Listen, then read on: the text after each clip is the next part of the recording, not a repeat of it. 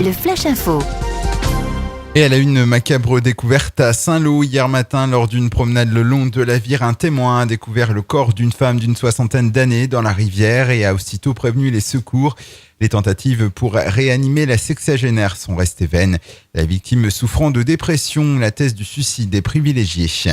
EPR, les dates sont tombées chez les sociétés Bouygues TP, Atlanco, Elco et Wellbound comparaîtront du 21 au 23 octobre en correctionnel à Cherbourg dans une affaire de travail dissimulé concernant 460 travailleurs détachés polonais et roumains sur le chantier du réacteur nucléaire en construction à Flamanville.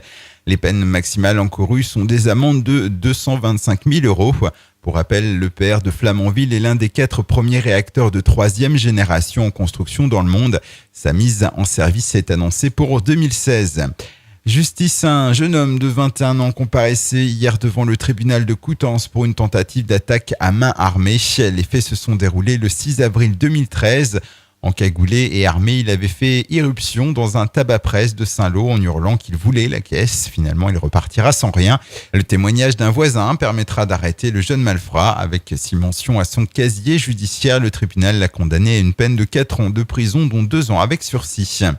En football, il n'y a pas eu de miracle pour l'AS Cherbourg. Incapable de boucler un trou de 200 000 euros, le club cotentinois a décidé de ne pas faire appel et d'accepter la décision de la DNCG de la rétrograder en championnat de ligue.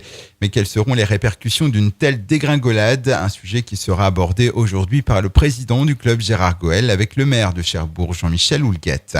Et puis, touristes et autochtones peuvent se baigner en toute tranquillité sur le littoral manchois. La qualité des eaux et des plages est généralement bonne, voire excellente. C'est le constat dévoilé ce jeudi au Conseil général de la Manche, qui en partenariat avec l'Agence régionale de santé, le concours financier de l'Agence de l'eau Seine-Normandie assure une surveillance de la qualité des eaux de baignade.